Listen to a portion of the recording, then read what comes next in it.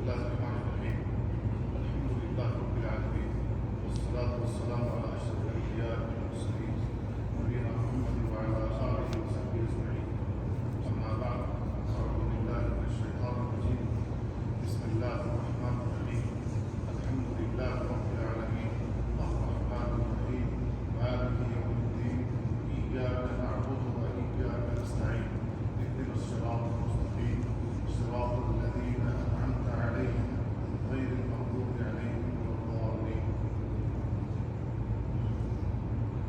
برادر اسلام، بزرگ اسلام بھائیوں، آج سورہ فاتحہ کے تعلق سے چند گزارشات آپ کے سامنے رکھنا چاہتا ہوں۔ سورہ فاتحہ بہت ہی عظیم صورت ہے۔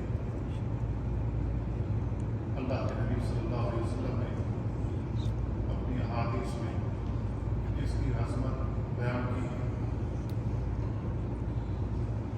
اس صورت کے کئی نام ہیں جو رسول اللہ صلی اللہ علیہ وسلم سے ثابت ہے۔ اس کا نام ہم سب جانتے ہیں، سورہ فاتحہ ہے، کیونکہ قرآن مجید کی ابتدا کسی سورت سے کی جاتی ہے، اور اس سورت کے ناموں میں سے ایک سورت ام الکتاب ہے، اور ام القرآن بھی سے کہا جاتا ہے، کیونکہ ابو ہریرہ رضی اللہ تعالیٰ عنہ کی حدیث میں اللہ کے نبی صلی اللہ علیہ وسلم نے فرماتے ہیں الحمدللہ رب العالمین، جو سورہ فاتحہ ہے الحمدللہ رب العالمین ام القرآن و ام الکتاب والسبع المثانی، یہ بار بار دہرائے جانے والی آیتیں ہیں۔ والقرآن العظیم، یہ قرآن عظیم ہے۔ اللہ کے نبی صلی اللہ علیہ وسلم نے اس حدیث میں قرآن کے 4 نام ذکر کیے ہیں۔ اس سورت کا نام سورۃ الصلاۃ بھی ہے۔ حدیث قدسی میں اللہ رب العالمین بیان فرماتا ہے قسمت الصلاۃ بینی و بین عبدی نصفین، میں نے صلاۃ کو اپنے اور اپنے بندوں کے درمیان 2 حصوں میں تقسیم کر رکھا ہے۔ اللہ کے نبی صلی اللہ علیہ وسلم نے یہ حدیث اللہ رب العالمین سے روایت کی ہے، اور اللہ رب العالمین کہہ رہا ہے کہ میں نے سورہ فاتحہ کو 2 حصوں میں تقسیم کی ہے۔ اذا قال العبد، جب بندہ کہتا ہے الحمدللہ رب العالمین، اللہ کی تعریف بیان کرتا ہے، تو اللہ رب العالمین کہتا ہے حمدنی عبدی، حمدنی عبدی، بندے نے میری تعریف کی۔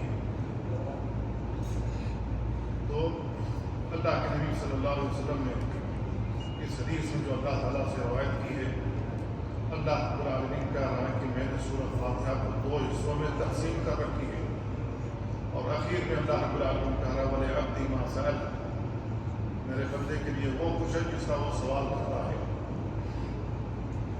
تو اس سورت کا نام سورۃ الصلاۃ بھی ہے، اس سورت کا نام سورۃ الشفا بھی ہے، کیونکہ اللہ رب العالمین اس سورت کے ذریعے، سورہ فاتحہ کے ذریعے شفا دیتا ہے، جسمانی بیماریوں سے بھی اور روحانی بیماریوں سے بھی اللہ رب العالمین نے اس سورت میں شفا رکھی ہے۔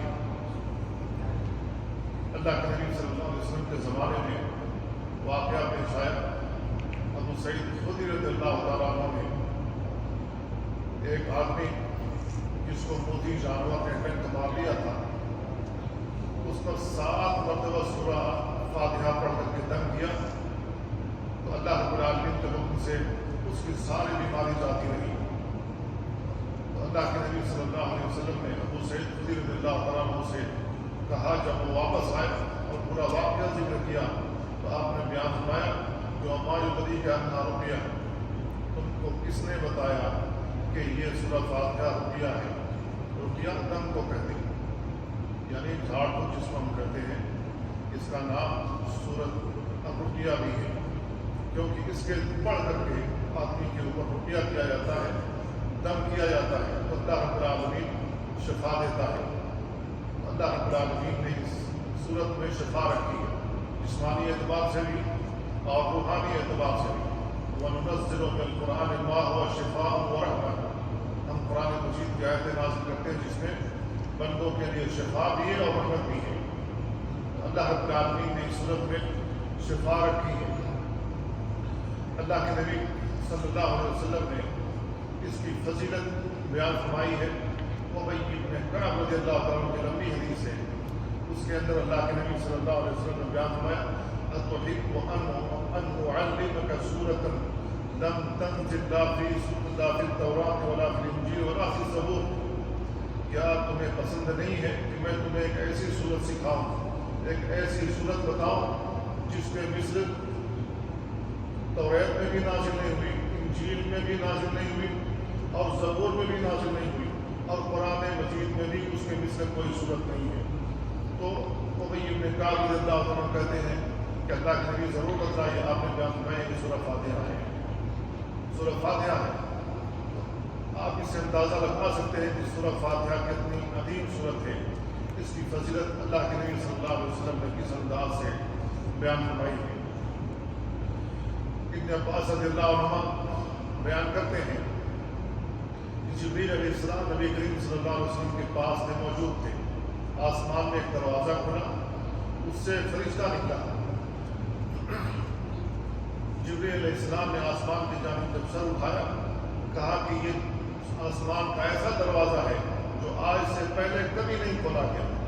اس میں سے جو فرشتہ نازل ہوا تو وہ فرشتہ لے کر کے جو 2 آیتیں ہیں وہ لے کر کے یا 2 صورتیں ہیں لے کر کے نبی کریم صلی اللہ علیہ وسلم کے پاس آیا اور وہ فرشتہ بیان کرتا ہے ابشر بنورین، 2 نور کی آپ بشارت دے لیجیے، قد اوتیتہما، جو آپ کو دیا گیا ہے، لم یؤتھا نبی قبلک، آپ سے پہلے کسی نبی کو یہ 2 نور نہیں عطا کیے گئے، فاتحۃ الکتاب و خواتیم سورۃ البقرہ۔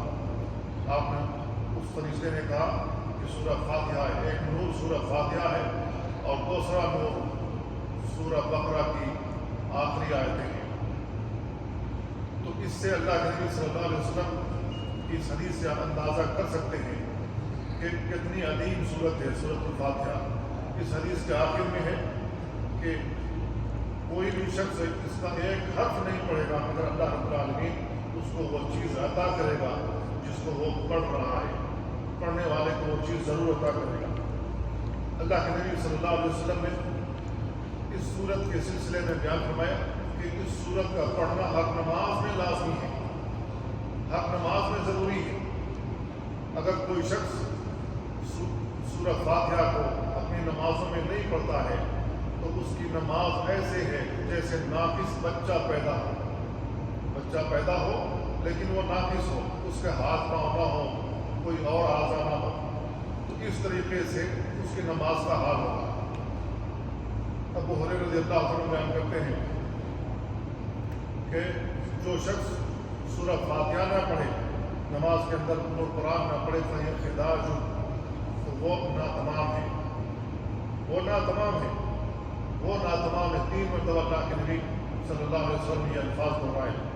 ابو ہریرہ رضی اللہ عنہ سے بعض صحابہ نے کہا کہ انا نکون خلف الامام، ہم تو امام کے پیچھے ہوتے ہیں تو ہم کیا کریں؟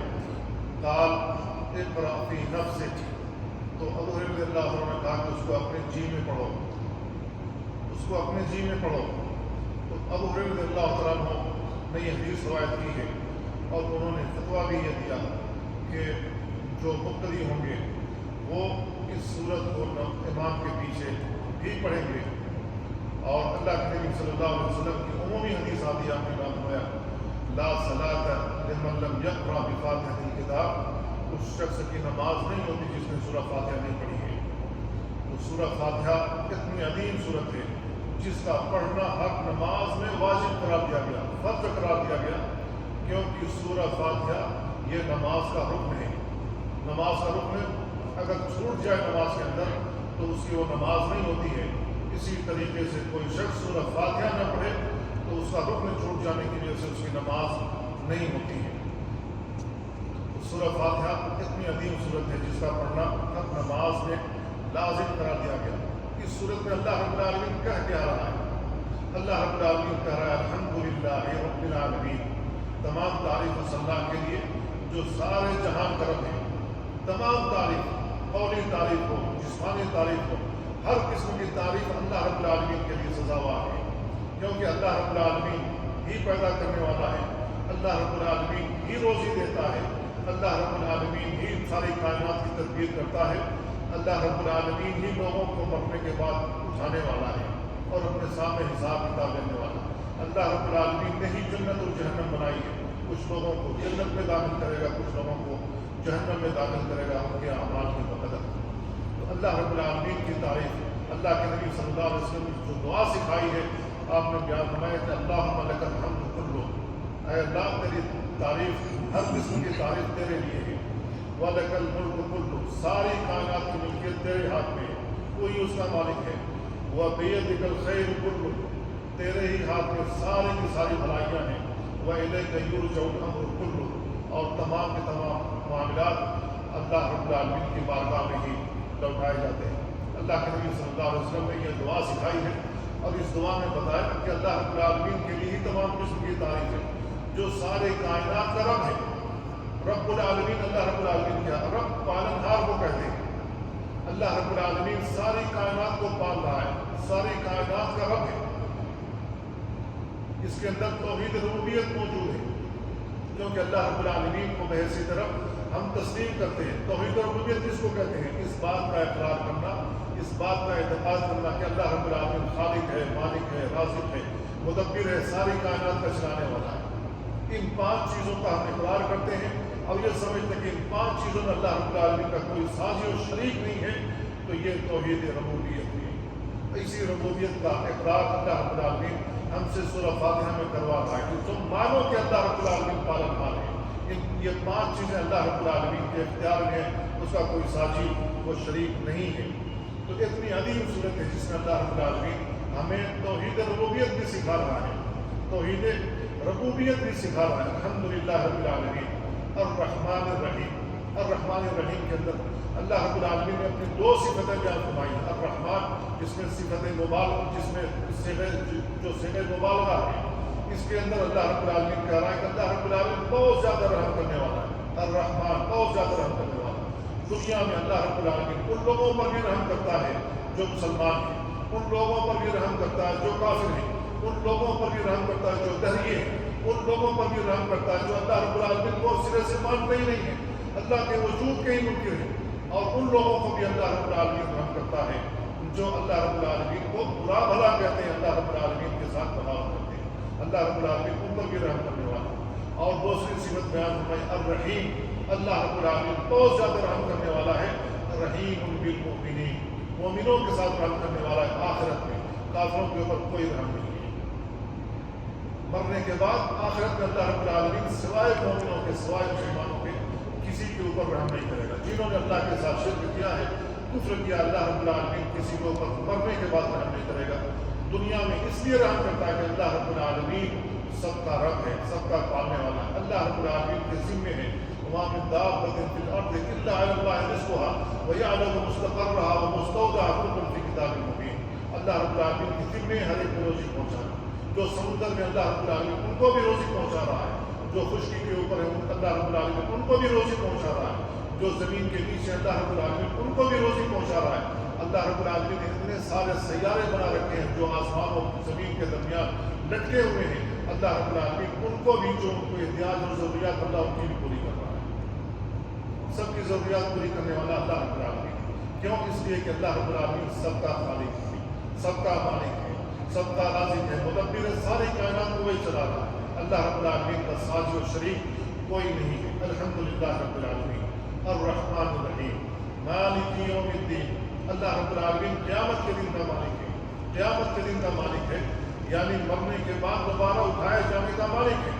لمن الملک اليوم للہ الواحد القہار، اللہ رب العالمین قیامت والے دن جب اس کے سامنے بادشاہ بھی موجود ہوں گے، امراء بھی موجود ہوں گے، بڑے بڑے جو دنیا میں اپنے آپ کو سمجھتے ہیں وہ بھی موجود ہوں گے، اللہ رب العالمین سب سے سوال کرے گا کہ میرے سوا آج کس کی ملکی، آج کون مالک ہے، میرے سوا کس کی ملکیت آج چلے گی، میرے سوا کس کا حکم آج چلے گا. سارے خاموش ہو کے اللہ رب العالمین کہے گا للہ الواحد القہار، تنہا اللہ رب العالمین کا حکم چلے گا جس کا قہر سب کے اوپر یکساں ہے. تو اللہ رب العالمین ساری کائنات کا مالک ہے. مالک یوم الدین، اہدنا الصراط المستقیم. اللہ رب العالمین ہمیں سکھا رہا ہے، اللہ ہمیں سیدھے راستے پر چلا. مالک یوم الدین، ایاک نعبد و ایاک نستعین. اللہ رب العالمین کہہ رہا ہے ایاک نعبد و ایاک نستعین. اللہ تعالیٰ ہم تیری ہی عبادت کرتے ہیں اور تجھی سے مدد مانگتے ہیں. ایاک نعبد، اس کے اندر اللہ رب العالمین نے جو بیان کیا ہے آپ غور کریں کہ اللہ رب العالمین ہم سے اور آپ سے اقرار کروا رہا ہے کہ ہم اللہ کی عبادت کرتے ہیں، اللہ کے سوا کسی اور کی عبادت نہیں کرتے ہیں. یہ توحید عبادت ہے، یہ توحید الوہیت ہے. توحید الوہیت کیا ہے؟ تنہا اس بات کا اقرار کیا جائے، اس بات کا عقیدہ رکھا جائے، اعتقاد رکھا جائے کہ تنہا اللہ رب العالمین کی عبادت کا کے لائق ہے، اللہ کے سوا کسی اور کی عبادت نہیں کی جائے گی. تو یہ توحید عبادت ہے. توحید الوہیت اللہ رب العالمین کا ہم اقرار کرتے ہیں کہ اللہ رب العالمین ہم تیری ہی عبادت کرتے ہیں اور تجھی سے مدد مانگتے ہیں. ان چیزوں میں مدد مانگتے ہیں تجھ سے جن پر تیرے سوا کوئی قادر نہیں ہے، جن پر تیرے سوا کوئی بھی قادر نہیں. تو ہی قادر ہر چیز پر ہے. لہذا اللہ رب العالمین ہم تجھ سے استعانت کرتے ہیں. استعانت کے لیے ہر حال میں 3 شرطوں کا ہونا لازم ہے. اگر ہم کسی انسان سے استعانت کرتے ہیں، کسی انسان سے مدد مانگتے ہیں، 3 چیزوں کا ہونا لازمی ہے. پہلی چیز یہ کہ ہم جس سے استعانت کر رہے ہیں، جس سے مدد طلب کر رہے ہیں، وہ زندہ ہو، موجود ہو. نمبر 3 وہ اس چیز پر قادر ہو. اگر یہ تینوں شرطیں کسی کے اندر موجود نہیں ہیں تو ایسی صورت میں ہم کسی سے استعانت نہیں کر سکتے. اگر کوئی مردہ ہو گیا، کوئی مر گیا، کسی کا انتقال ہو گیا، قبر میں مدفون ہے، ہم اس سے استعانت نہیں کر سکتے کیونکہ وہ زندہ نہیں ہے، موجود بھی نہیں، ہماری سنتا بھی نہیں، وہ اس پر قادر بھی نہیں ہے. تو ہم ان چیزوں کا سوال کرتے ہیں جس پر اللہ رب العالمین تنہا قادر ہے. تو ہم اللہ رب العالمین سے استعانت کرتے ہیں. اللہ کے علاوہ کسی اور سے ہم استعانت نہیں کر سکتے. اس بات کا اقرار ہم کر رہے ہیں اللہ رب العالمین سے. لیکن ہم دیکھیں کہ اگر ہم یہاں سے اٹھ کر کے، مسجد سے اٹھ کر کے ہم دوسری جگہوں پر جاتے ہیں، غیر اللہ کے کسی دربار کا رخ کرتے ہیں، وہاں ہم اللہ کو چھوڑ کر دوسرے کی بھی عبادت کرتے ہیں، وہاں جا کر سجدے بھی کرتے ہیں، وہاں جا کر رکوع بھی کرتے ہیں، وہاں جا کر چڑھاوے بھی چڑھاتے ہیں، وہاں جا کر ماتھے بھی ٹیکتے ہیں، وہاں جا کر ان سے مدد بھی طلب کرتے ہیں، وہاں جا کر اپنی بگڑی بھی بنوانے کے لیے ان سے گوہار لگاتے ہیں، ان کو پکارتے ہیں اور ان سے کہتے ہیں ہماری مدد کیجیے. تو ہم نے جو نماز کے اندر اقرار کیا ایاک نعبد و ایاک نستعین، وہاں جا کر کے ہم شرکیات میں مبتلا ہو گئے. وہاں جا کر کے رکوع بھی کر رہے ہیں غیر اللہ کا، وہاں جا کر کے سجدہ بھی کر رہے ہیں غیر اللہ کا، وہاں ان سے استعانت بھی کر رہے ہیں جبکہ انہوں زندہ ہے، نہ موجود ہے، نہ وہ دے سکتے ہیں جو ہم کو طلب، جس چیز کی ہم کو طلب کی. تو میرے بھائیوں، ہم اس چیز کا اقرار کر رہے ہیں جو اللہ رب العالمین کو محبوب ہے. اللہ رب العالمین نے ہمیں کہا ایاک نعبد و ایاک نستعین اہدنا الصراط المستقیم. اللہ رب العالمین نے کہا کہ اب ہم کو دعا کا طریقہ سکھا رہا ہے. اللہ رب العالمین ہم کو دعا کا طریقہ سکھا رہا ہے. وہ کیا کہ اہدنا الصراط المستقیم، اللہ تعالیٰ ہمیں سیدھے راستے پر چلا، سیدھے راستے پر چلا، سیدھے راستے پر چلانا اور تو سیدھے راستے کی توفیق دینا یہ اللہ رب العالمین کے ہاتھ میں ہے. اللہ رب العالمین جس کو چاہتا ہے ہدایت دیتا ہے. اللہ رب العالمین جس کو چاہتا ہے ہدایت دیتا ہے. اللہ کے علاوہ کوئی ہدایت دینے والا نہیں ہے. اللہ رب العالمین ہدایت کی توفیق دیتا ہے. اللہ کے نبی صلی اللہ علیہ وسلم کے بارے میں اللہ رب العالمین نے کہا انک لا تہدی من احببت ولکن اللہ یہدی من یشاء. اے نبی، آپ جس کو چاہیں ہدایت پر نہیں لگا سکتے، آپ اس کو سیدھے راستے پر نہیں چلا سکتے، لیکن اللہ جسے چاہتا ہے اسے ہدایت دیتا ہے. تو رسول اللہ صلی اللہ علیہ وسلم کے ہاتھ میں ہدایت نہیں ہے، جس کو چاہیں آپ ہدایت پر لگا دیں. رسول اللہ صلی اللہ علیہ وسلم نے اپنے چچا ابو طالب کو آخری وقت تک، آخری لحظے تک ان کو بتاتے رہے، ان کے کان میں کہتے رہے چچا میرے کان میں کہہ دیجیے وہ ہاتھ جو لے کر بیان کرتا یوم القیامہ، قیامت کے دن میں آپ کے لیے حجت بن جاؤں گا.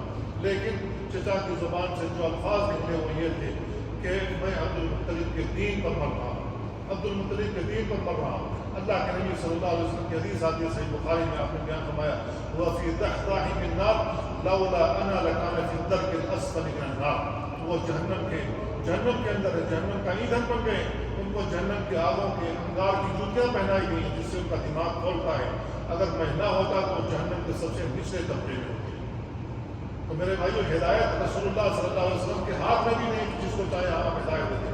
لیکن اللہ رب العالمین جس کو چاہتا ہے ہدایت دیتا ہے۔ وَإِنَّكَ لَتَهْدِي إِلَىٰ صِرَاطٍ مُسْتَقِيمٍ، رسول اللہ صلی اللہ علیہ وسلم کو جو ہدایت دی گئی ہے وہ یہ ہے کہ آپ ہدایت کی باتیں بتلاتے ہیں، ہدایت کا جو سیدھا راستہ ہے اس کو بتلاتے ہیں۔ اللہ کے نبی صلی اللہ علیہ وسلم کے ہاتھ میں ہدایت توفیق نہیں ہے بلکہ ہدایت ارشاد ہے، دعوت و ارشاد۔ اللہ کے نبی صلی اللہ علیہ وسلم کو بتا دیا گیا جس کے اوپر آپ عمل کرتے رہے، آپ ساری زندگی دعوت دیتے رہے، لوگوں کو بلاتے رہے، لوگوں کو اللہ کی پہچان کراتے رہے۔ جو لوگ اللہ رب العالمین کی بات مان کر اللہ کے اوپر ایمان لائے، رسول کی رسالت کا اقرار کیا، وہ تو جنتی بنے۔ اور جن لوگوں کے لیے ہدایت اللہ رب العالمین نے نہیں لکھی تھی، ایسی صورت میں وہ سب گمراہ ہوئے، جہنم کا ایندھن بننے والے ہیں۔ اللہ رب العالمین نے کہا اهدنا الصراط المستقیم صراط الذین انعمت علیہم، ان لوگوں کے راستے پر چلا جن پر تیرا انعام ہوا ہے۔ کن لوگوں پر انعام ہوا ہے؟ نبیوں پر انعام ہوا، صدیقین پر اللہ رب العالمین کا انعام ہے، شہداء و صالحین پر اللہ رب العالمین کا انعام ہے۔ اللہ رب العالمین نے کہا ہوا حسن اولئک رفیقا، یہ کتنے بہترین دوست ہیں، یہ کتنے بہترین دوست ہیں، انبیاء، شہداء، صدیقین، صالحین، کتنے بہترین لوگ ہیں جن کی رفاقت انسان کو حاصل ہو جاتی ہے۔ اللہ رب العالمین کہہ رہا ہے کہ ہم کو سیدھے راستے پر چلا، ان لوگوں کا راستہ جن پر اللہ تیرا انعام ہوا ہے۔ اللہ کا انعام کن پر ہوتا ہے؟ نیک لوگوں پر ہوتا ہے۔ تو اللہ رب العالمین سے دعا ہم مانگ رہے ہیں نماز کے اندر کہ اللہ تعالیٰ ہمیں ان لوگوں کے راستے پر چلا جن پر تیرا انعام ہوا ہے، ان لوگوں کے راستے پر نہ چلا جن کے اوپر تیرا غضب نازل ہوا، جو لوگ گمراہ ہو گئے۔ ان لوگوں پر غضب اللہ رب العالمین کے نازل ہوا، لعن الذین کفروا من بنی اسرائیل علی لسان داؤد و عیسی ابن مریم ذلک بما عصوا وکانوا یعتدون کانوا لا یتناہون عن منکر فعلوہ لبئس ما کانوا یفعلون۔ ان لوگوں کے اوپر اللہ رب العالمین نے لعنت کی ہے، بنو اسرائیل میں سے جنہوں نے اللہ کے ساتھ کفر کیا تھا۔ تو اللہ رب العالمین کی لعنت پھٹکار قیامت تک ان کے اوپر پڑتی رہے گی، کیونکہ انہوں نے اللہ رب العالمین کی نافرمانی کی، حد سے تجاوز کیا، اللہ رب العالمین کی اطاعت نہیں کی، اللہ رب العالمین کے ساتھ جرأت کے ساتھ پیش آئے۔ اللہ رب العالمین نے جو کتاب اتاری تھی اس کے اندر تبدیلی کی، اس کے اندر کمی بیشی کی، اور اللہ رب العالمین کو حدود کی تنفیذ نہیں کی۔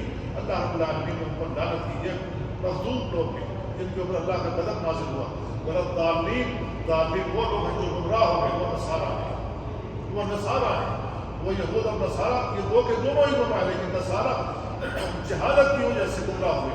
انہوں نے کتاب پڑھی نہیں، جہالت میں پھنستے گئے، جہالت میں رہتے گئے، اپنی ساری زندگی جہالت میں گزاری، کتاب پڑھی نہیں، اس کے مطابق عمل نہیں کیا، جہالت ان کے اوپر جاری و ساری ہو گئی، تو جہالت کی وجہ سے گمراہ ہو گئے۔ یہ جو مغلوب لوگ ہیں، جو یہودی ہیں، ان کے پاس علم موجود تھا، وہ کتاب پڑھتے تھے، لیکن اپنی ہٹ دھرمیوں کی وجہ سے اس کے اوپر عمل نہیں کرتے تھے، اس کے اندر کمی بیشی کرتے تھے، جس کو چاہتے تھے گمراہ بنا دیتے تھے، جس کے اوپر چاہتے تھے وہ اللہ رب العالمین کے جو حدود تھے ان کے اوپر تنفیذ کرتے تھے، جو کمزور لوگ تھے ان کے اوپر حدود نافذ کرتے تھے، اور جو بڑے لوگ ہوتے تھے ان کو ویسے چھوڑ دیا کرتے تھے۔ گویا کہ غریبوں کے لیے اور حکم تھا، امیروں کے لیے اور حکم۔ تو یہ ان کا طریقہ کار تھا۔ اللہ رب العالمین نے اس صورت کے اندر توحید کی تینوں قسمیں بیان فرمائی۔ آپ غور کریں، اللہ رب العالمین نے سورت کے اندر، سورہ فاتحہ کے اندر توحید کی تینوں قسمیں بیان فرمائی۔ الحمدللہ رب العالمین، اس کے اندر توحید ربوبیت ہے، الرحمن الرحیم مالک یوم الدین، اس کے اندر توحید اسماء و صفات ہے، توحید اسماء و صفات، اور ایاک نعبد و ایاک نستعین، جس کے اندر توحید عبادت ہے، توحید الوہیت جس کو کہتے ہیں۔ یہ تینوں توحیدیں، یہ توحید کی تینوں قسمیں اس کے اندر موجود ہیں۔ اس کے اندر اللہ رب العالمین نے دعا کی دونوں قسمیں ذکر کی ہیں، ایک ہے دعا العبادہ، ایک ہے دعا المسئلہ۔ دعا العبادہ یہ ہے کہ اللہ رب العالمین کی تعریف کی جائے، اللہ رب العالمین کی حمد و ثنا بیان کی جائے، اور اس کے ذریعے سے اللہ رب العالمین سے دعا کی جائے۔ پھر دعا المسئلہ یہ ہے کہ اللہ رب العالمین سے اپنی حاجات مانگی جائے، اپنی حاجات کا سوال کیا جائے۔ اللہ رب العالمین نے کہا اہدنا الصراط المستقیم، اس کے اندر اپنی حاجات کا سوال ہے، ہم کو کیا حاجت ہے، کیا ضرورت ہے صراط مستقیم پر چلا۔ تو اللہ رب العالمین نے اس کے اندر یہ دونوں ہی بیان فرمایا ہے۔ اس کے اندر رسالتوں کا اقرار ہے، اس کے اندر رسالت کا اقرار ہے کہ اللہ رب العالمین نے رسول بھیجے۔ کیوں رسول بھیجا اللہ رب العالمین نے؟ اللہ رب العالمین نے کیوں رسول بھیجے؟ اللہ رب العالمین کے اوپر کیوں ضروری تھا کہ وہ رسول بھیجے؟ اللہ رب العالمین نے بیان فرمایا وما كنا معذبین حتى نبعث رسولا، ہم کسی قوم کو عذاب نہیں دیتے جب تک کہ ان کے اندر رسول نہ مبعوث ہوتے، رسول نہ بھیجتے۔ اللہ رب العالمین رسول بھیج کر اتمام حجت کرتا ہے، وہ رسول بتلاتا ہے اللہ رب العالمین کیا چاہتا ہے، اللہ رب العالمین کس چیز سے ناراض ہوتا ہے۔ تو اللہ رب العالمین کے اوپر ضروری ہے کہ وہ رسول بھیجے تاکہ لوگوں کو پتہ چل سکے کہ غلط کیا ہے صحیح کیا ہے۔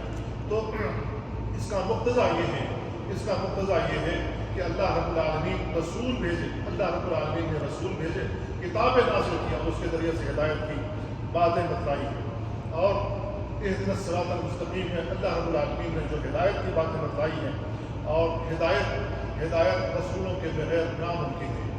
رسولوں کے بغیر ہدایت کیسے؟ اللہ رب العالمین زمین پر نہیں اتر کر کے آئے گا لوگوں کی ہدایت کی باتیں بتلانے یا لوگوں کو سیدھے راستے گزارنے کے لیے۔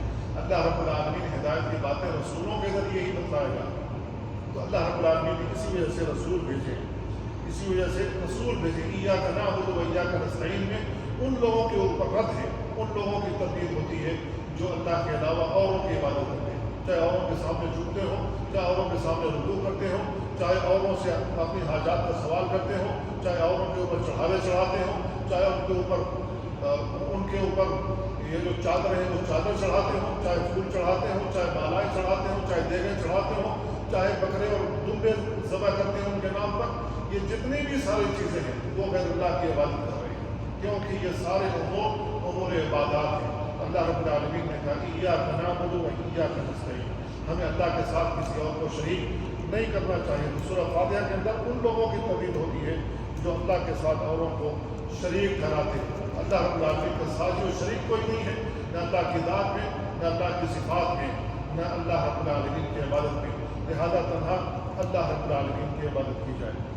اس کے اندر اس بات کا بھی ثبوت موجود ہے کہ مرنے کے بعد دوبارہ اٹھایا جانا، کیونکہ اللہ رب العالمین نے کہا مالک یوم الدین، قیامت کے دن کا مالک ہے۔ اللہ رب العالمین نے قیامت کا دن کیوں رکھا ہے؟ قیامت کا دن اس لیے رکھا ہے تاکہ دنیا میں جن لوگوں کے اوپر ظلم ہوا ہے وہ اپنے ظلم کا بدلہ نہیں لے سکتے ہیں، تو اللہ رب العالمین ان کے ظلم کا بدلہ انہیں دے گا۔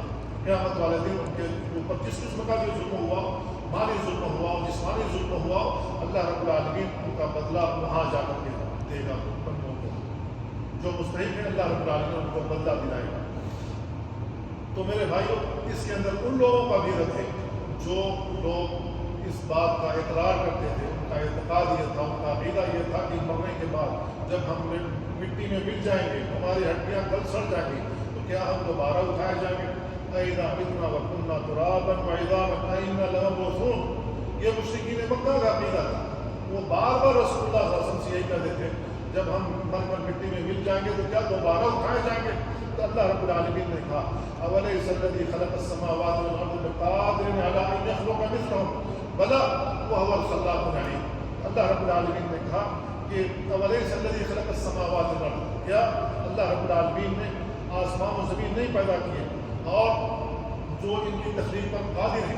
اللہ رب العالمین نے پیدا کیا ہے تو دوبارہ ان کی تخلیق پر قادر ہے، ان کے مثل اور بھی اللہ رب العالمین بنا سکتا ہے۔ اس کے اندر یہود و نصارہ پر بھی رد ہے، کیونکہ وہ لوگ گمراہ ہو گئے، نصارہ جہالت کی وجہ سے گمراہ ہو گئے اور یہود اپنے ہٹ دھرمیوں کی وجہ سے گمراہ ہو گئے۔